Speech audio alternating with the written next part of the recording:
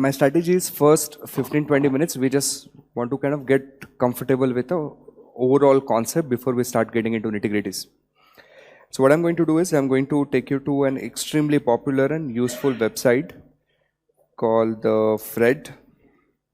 And I think it's one of the websites to look at time series, because if you look at their home page, it claims to have 627,000 time series, right? So there's a plenty of data for us to work with. Now, the general idea with time series is this, that you have data plotted against time, right? So remember what kind of data we can deal with? We can deal with cross-sectional data, or we can deal with time series data, or we can deal with the panel data. Cross-sectional data is if I'm looking at all the data as of today. It is not referenced or benchmark vis-a-vis time. So if I look at returns on pharma stocks, let's say top 10 pharma stocks vis-a-vis returns on top 10 IT stocks, right? And if I rank them and I map their returns, that becomes the cross-sectional returns. What would be a time series return? If I look at returns on pharma stocks over the period of last 10 years, so year 1, 2, 3, 4, and returns. And what would be a panel data? It's a mix of both, cross-sectional as well as the time series. If I do have the year 1, 2, 3, 4, and if I have returns on pharma stocks, and at the same time if I have returns on IT stocks and some other sector, then that becomes the panel data. So in time series, we are primarily working with time and data. That means it's going to be, at least on the face of it, a single variable data set, right? Just one single variable. There's a hidden second variable, which is actually the time, because your data is moving with respect to time, and that is what is going to allow us to build linear regressions. So the first example I want you to show you is this metric called participation ratio. In one of the classes, I might have spoken about this. No? Do you know what participation ratio means? Okay. Do you know what labor force means? What is labor force? Yeah, total employed plus unemployed. So it's like this, you have a population of 100, right? But out of 100, maybe there are 20 people who are not in the working age group. So then working age group is 80. Out of 80, maybe only 60 are looking for job. So only 60 are looking for job, that becomes your labor force. Now out of 60, maybe 30 could be placed, 30 could be unemployed. So employed plus unemployed, but at least the ones who are looking for jobs becomes a part of your labor force. And then labor force as a ratio to your population is your participation ratio. Like out of all the people who can, not population, working age population. So all the people who can work, how many of them opt to work? Are you following this? So I'm going to show you a labor force participation ratio. I just have to pick the right one here. I think I'm going to check this if this meets what I want to show you.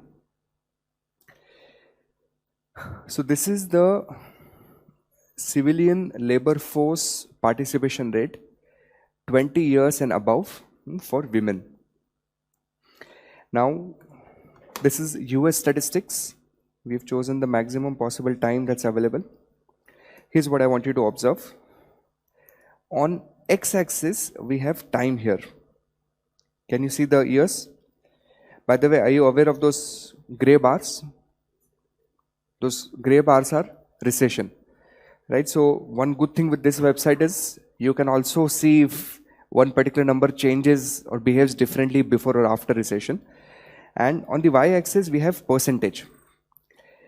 And apparently on the face of it, what it looks like is the number of women participating in the workforce, that proportion is increasing, which means out of all the women who are in the working age group, right, who can work, out of them about, what is the current number now?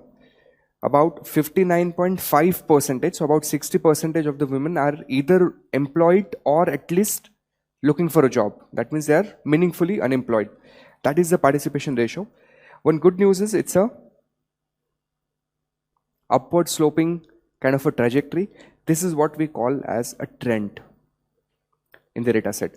So it is a time series, but it is a time series with a trend. So that's an upward sloping trend. Okay, so upward sloping trend. Fine. Let's look at the next one now. I'll pop up a new page. Labor force participation ratio, males. Do you want to look at the white male or African men, African American men? Which one do you want to look at? We'll just look at. Let's not. Let's not talk about it. But look at the data. This is kind of insightful data. My examples, of course, I'm copying my examples from an author called Diebold, Francis Diebold. He's done some definitive work on time series. And I happened to read his book sometime back. And I was really amazed. I mean, of course, I'm amazed with how he used the data, but amazed with the actual statistics here. Because if you look at the participation ratio here, this is on a downward trajectory. I wonder where the world is moving. And do you know that boiling frog analogy? Heard of it? No? Okay. I don't know if it's true, but I don't know if that analogy is true, but that concept is really true. So if you basically put a frog into water and you start boiling the water, what's going to happen? The frog ideally should jump over, right? But the frog doesn't. Because the water is heating up slowly and he doesn't realize the difference in the temperature so fast. And eventually then the water heats up so much that it's too late for him to jump over, so he dies. Okay, so it's an analogy used. I don't know if I've never done it. I don't know if that works. But that's an analogy we use in the market where we say that when changes are happening, we don't see them. Okay, but suddenly if you look at data 10 years ago and 10 years after, then you see the difference. And when you're looking at this clearly, it tells us that something is changing, right? In the form of participation ratio. Of course, I'm not an economist. I don't know why is it happening, but it's very interesting to see it's happening. All right, so this is now a downward sloping trend.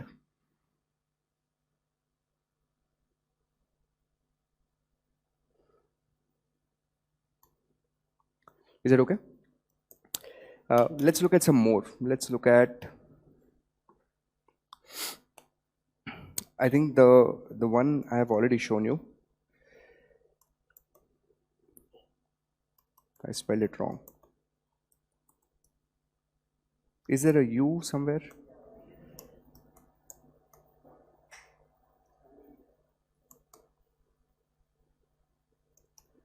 You know what? Let the computer do the job. I'm sure they'll figure out. Yeah. Now, what do you think? Is there a trend here? Is there a trend in the data set? Is there a trend in the data set? Yes, there is. What is the trend? It is still an upward sloping trend. Can you see this? So we have an upward sloping trend, plus we have a seasonality. Correct? And those spikes, periodic spikes that you see, that I told you, that is the sales in the month of December. So time series has a lot of components. Okay, what are the components do we have in time series? So these are the components. We have trends, we have seasonality, we have cycles. And then we also have something which is not observable but exists, that's called the unobservable shocks. So you don't have that much that part in the syllabus, but I'm going to break it down for you. If you have a data like this, okay, and the data is somewhat moving in this direction. Okay, so we'll say we have time here and we have some data set X here. Sorry, I shouldn't call it X. Some data set A here. Now what we try to do is, first we determine whether there is a trend. Yes. So remember that fruit analogy. You have a fruit. Statistician is trying to extract the juice out of it, And what you want to be left with is something that has no predictive ability whatsoever. We call that as white noise, pure errors which do not have predictive ability. So what we do is we first pull out the trend out of this. Once you have pulled out the trend, now it's a part of your regression, but the remainder data might be like this. Correct? Remainder data is like this. So we see that there is some sort of a seasonality. So we take our regression, we add a seasonal lag to it, or we add a seasonal variable. It's like you're trying to extract whatever is possible. Once you have added the seasonal variable, then your remainder data might turn out to be like this. Is there a forecasting ability in this data set? Yes. What is the forecasting ability? Your data set is going through a cycle. What do you mean by cycle? When it goes up, it is up, up, up, up, up, up, up. When it goes down, it is down, down, down. So if you know the previous value, there's a good, you can forecast the next value with reasonable probability, right? This is referred to as the forecasting for cycle. And after you have also added that cyclical component into your analysis, then you might be left with something like this. And this we typically refer to as the white noise, right? These are your errors or white noise errors where there is no predictive ability left in them. So what we're doing is we're starting with data set. We're checking if there's a trend. If yes, I'll build a trend model. If there is seasonality, I'll add a seasonal lag. If there is a cyclical behavior, I'll add some sort of a cyclical modeling technique, and then I will extract as much as possible so that I'm left with the white noise. If there is something left here, we'll still try to use it. Right? So even after doing, if there is something left in your errors, we'll try to make use of it. And I told you there is something that's not observable. It means some things at times without a lot of economic reasoning. So those type of models are called the MA models, moving average models. We'll have a little bit of introduction to those models a little later. Have you understood this part? So what I'm going to do is, I'm going to pick up one data set and take you through the entire cycle in terms of how the model could be built. I'll build a hypothetical data set that will save us time.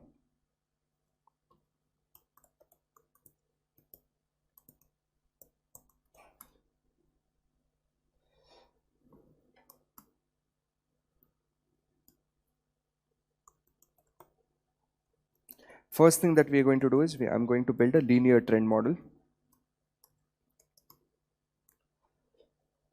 So here I'm going to take time, and here we will take some variable.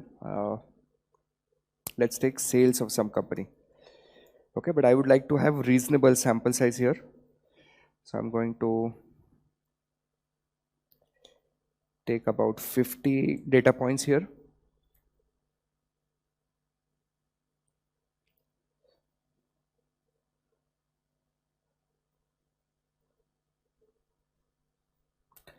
And we'll forecast sales. I'll start with sales of 100. First few years, let me give them a growth rate of 5%.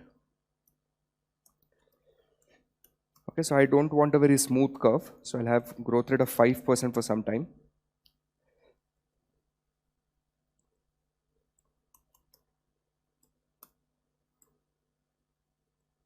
And then I'll play around with the growth rate. So instead of 5%, maybe I'll make it as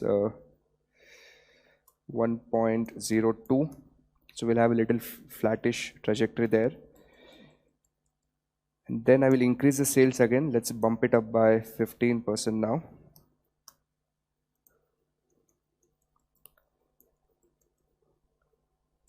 Okay, let's bump it up by 25%.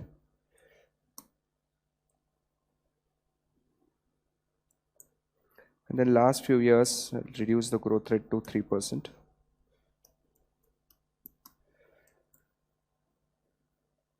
All right, here we go. So we have a data set ready. Now I'll get rid of the formulas and I'll do a absolute paste on it. So we have the time and we have sales. First thing we do is build a simple linear trend model, which is nothing but a classical regression with the same OLS concept. But this time on x-axis, you're going to have what? time, on y-axis you are going to have sales. That is called as a trend model. So how do you build it? You use the same regression technique. I'll go to data analysis, pick up regression. I'll have to select the y range. So my y range here is going to be this data set. X range, labels are included, constant, I don't want it to be 0, output in C1 is okay. Residual, line fit plot, that's good enough. Okay, here. So now what we have is, we have a summary output of our simple linear trend model, and it has a R square of about 75%, adjusted R square of 74%. We have large values of the squared errors in either case, but all of them are large. Coefficient intercept is negative, slope is positive, which means with time you would expect sales to increase by a fraction of 716 every year. What's important is to look at the p values and the t statistics, both of them.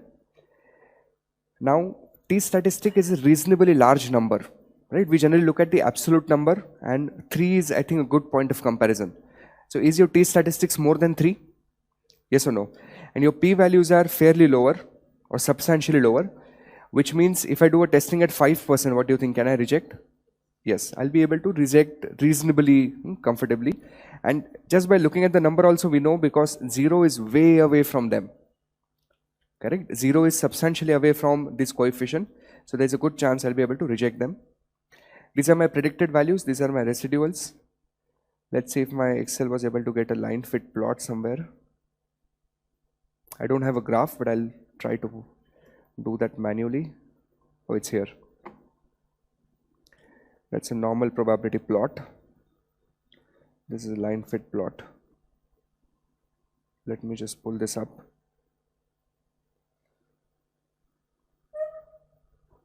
Yeah. So graphically, data looks like this. Okay.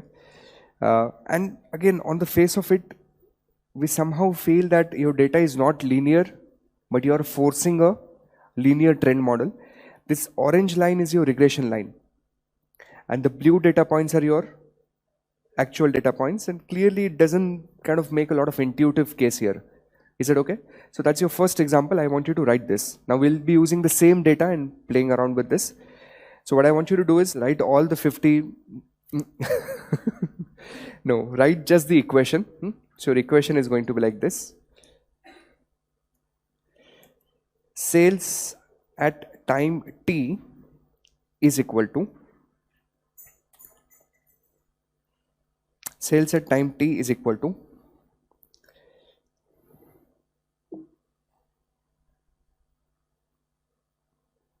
just a minute, minus 9401.57 plus 716.52 into t directly, and of course there's an epsilon attached at the end. Okay, so you write an example, say heading is linear trend model, write down this equation. Have you written the equation? Then let's forecast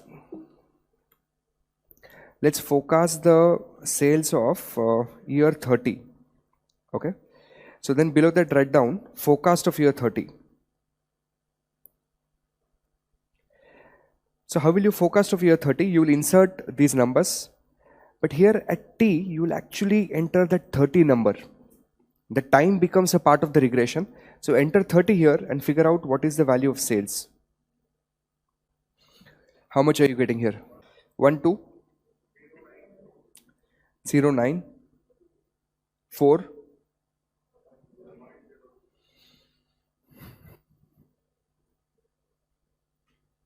Can someone repeat, please?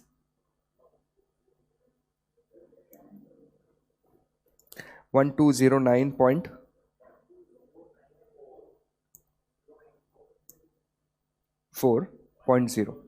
Okay, so 12094 is your forecasted value of sales. This is referred to as forecast. Okay, and what type of forecast is this? Please listen to this carefully. This is referred to as in-sample forecast. Why is it an in-sample forecast? Because we have used that data while building the regression. So my forecast is 1209. Then below that you write down actual sales at time 30. Actual sales at time 30 is equal to, let's go and find out how much is that.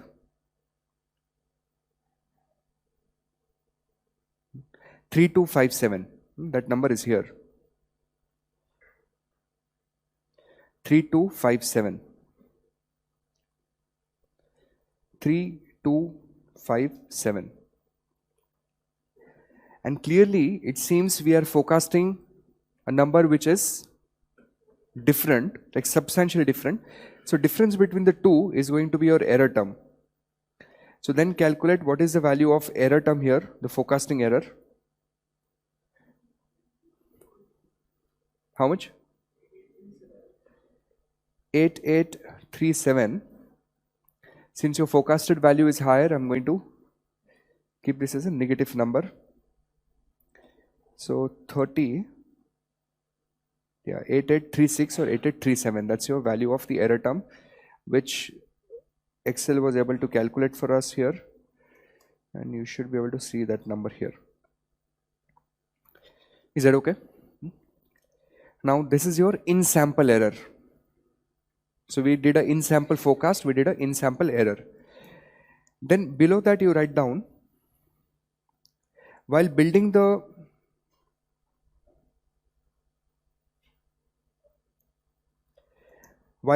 the time series, or write down while building the trend model, we used 50 observations. Write down this sentence.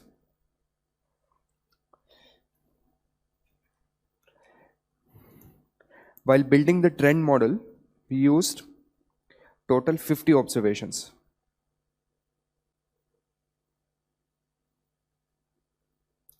Okay. Then use the same equation and find out forecasted sales. Forecasted sales at time 51.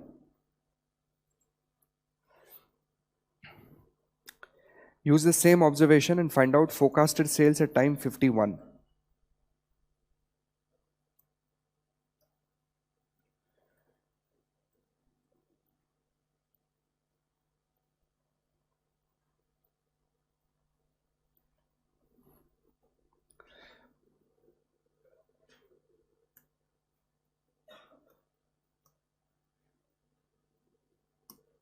So you will get 27141. This is referred to as out of sample forecast. Hopefully you would not have confusion with these words again. In sample forecast versus out of sample forecast.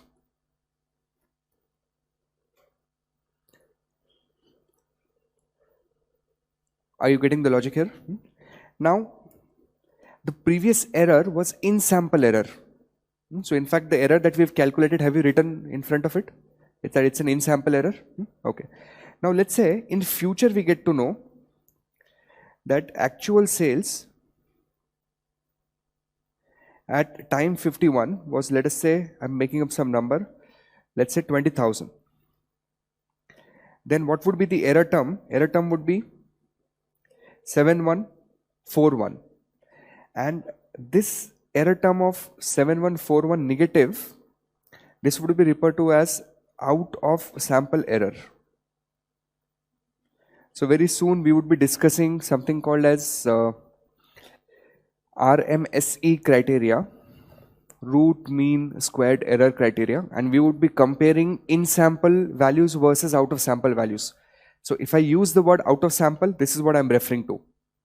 Something that we have not used while building the regression, but we applied on data which is outside that initial set of data set. Have you got the logic? Any questions you want to ask here?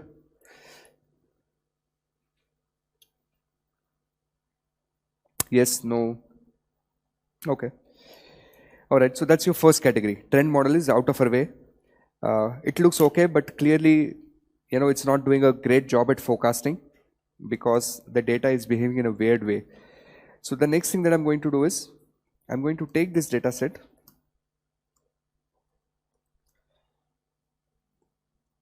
and I'm going to build something called as a log linear trend model.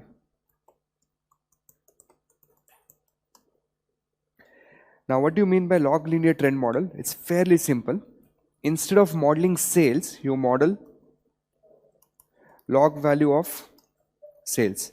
So in this case, let's take a base of 10, or let's just keep it simple. Let's take a natural log base here. And I'll take a natural log base and I have forecasted logged value of, or actual logged value of sales. Then I'm going to run the same criteria. So I'll go to data analysis, I'll go to regression. Everything else remains same, but now the Y range is going to be, instead of B, it's going to be in C. X range remains same. Output will like now in D. And we need more or less everything else is same. Right, so, okay, something went wrong.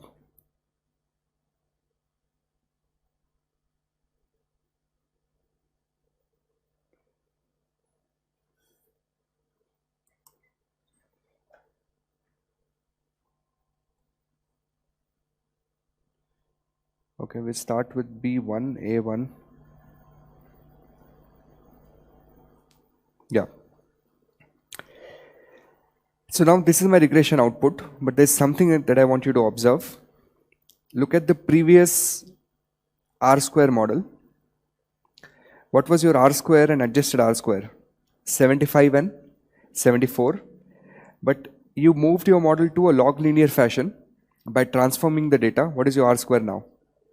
95%. There's a massive jump in how much the X variable is now able to explain. And if you have to look at the graph,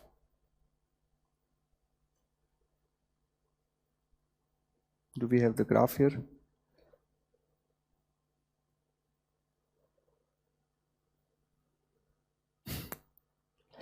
If you have to look at the graph,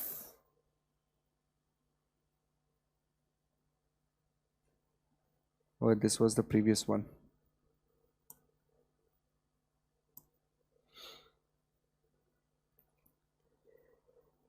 The blue one is your actual data point and the orange one is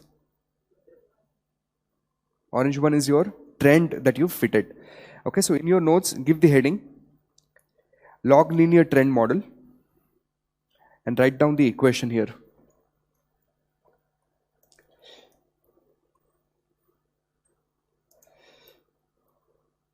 Log linear trend model,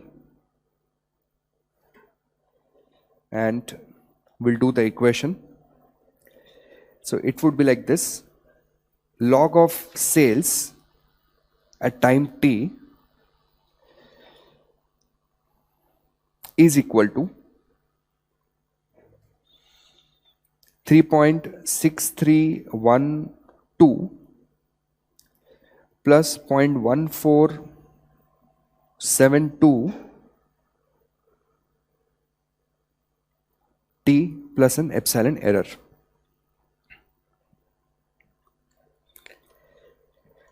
Now what you do is you forecast sales, use this model and forecast sales of time 17, this one. Do the forecasting for time 17. Alright, so here's what you do now. So I'll calculate the sales here.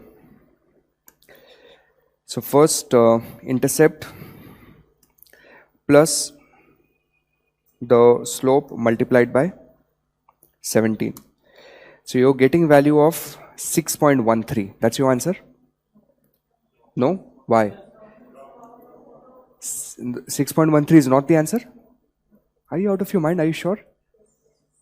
Why? Because this is the log value of sales, isn't it? So since we need the sales, what we'll have to do is we'll have to take exponential value of this. So you'll have to hit second exponential, right? On your calculator, e raised to x button.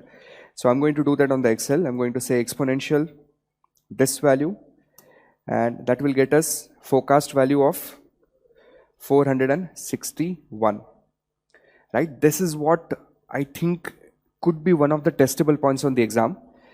They will give you an equation like this, which might be a log linear equation, and that 6.13 would be one of the options. So you'll have to be careful. You'll have to see how the time series has been structured to ensure that if you're required, you take the appropriate anti-log there. Have you got the logic right? Okay. So this is 461. But what is the actual value? Actual value of sales was 271. So what is your error value?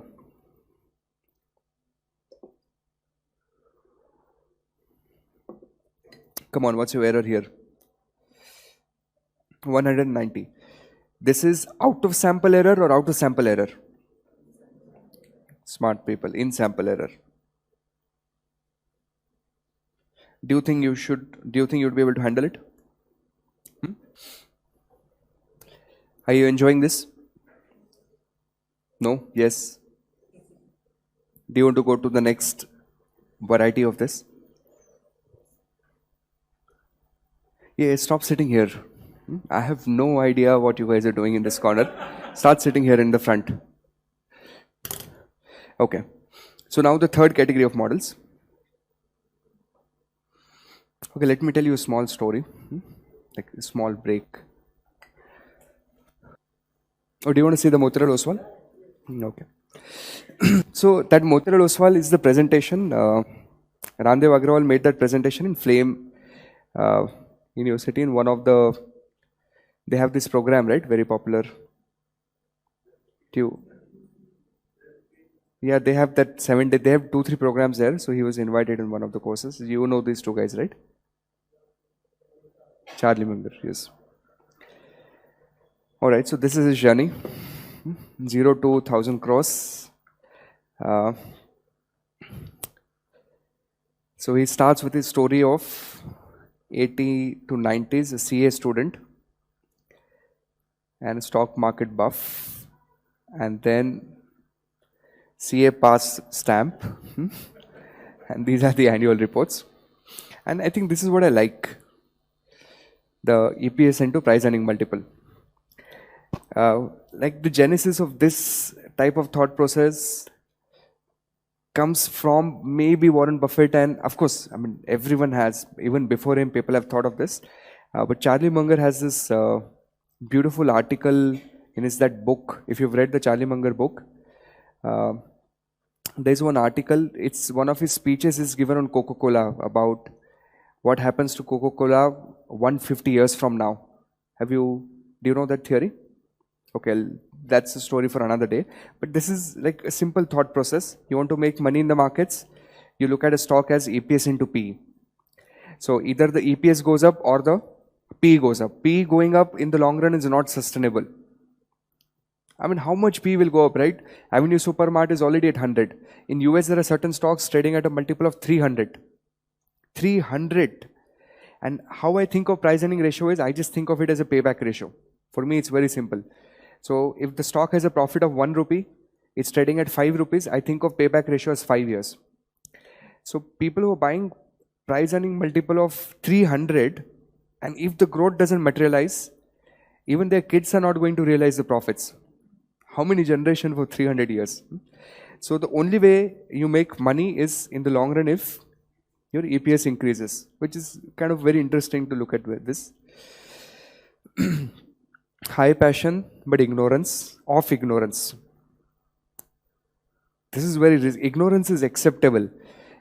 Ignorance of ignorance is extremely risky. Like one of the riskiest thing in life is if you take a decision and you're 100% sure about it, right? You take a decision and you know that I am confident about it. That's where things go wrong, because you do not know what you do not know. That's what this point means, ignorance. Low skill, high luck. So Sensex up 2.3 times in 4 months. Then role of luck in equity investing. I don't know what he's trying to do there. Deserved success, good luck, logical outcome. Acha, process and outcome. Oh, this is interesting. So your process is good, but your results are bad. So he says bad luck. Your process is bad, your results are bad, logical outcome. Your process is bad, outcome is good, you are lucky. Your process is good, your outcome is good, you deserved it. Oh, interesting. Then of course this is a very popular photograph, right?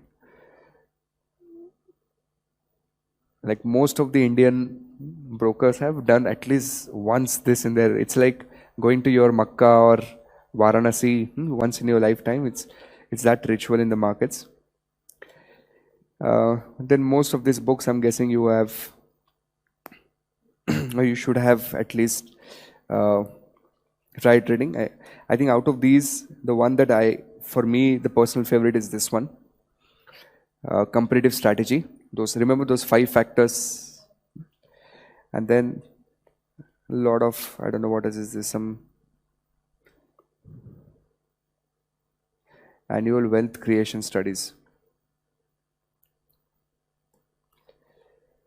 Okay, 30-year Manthan, one mantra QG. Now the marketing starts. QGLP, know this? Quality, growth, longevity. Longevity, I guess. Yeah. Quality, growth, longevity, and price. Then my portfolio, 0, 30, 10, 100, 30. Wow. So basically he starts in 87, around 92 he reaches 30, and April 2003 comes back to 30 again. 450, 225, 550, 1300. QGLP era, market increased by 10%, but I don't know what is P by F. Price to portfolio? Yeah, I don't know what that thing is. But his return has a CAGR of 22%. And he says 1000x is actually 26% compounded over 30 years. Let's try it on your calculators. Do it. Second tier TVM. 1 is present value. 1 is present value. 30 is N. 26 is IY. Compute future value. Do you have 1000? So you need to live for 30 years and you need to grow your money at 26%. So your 1 lakh will become how much?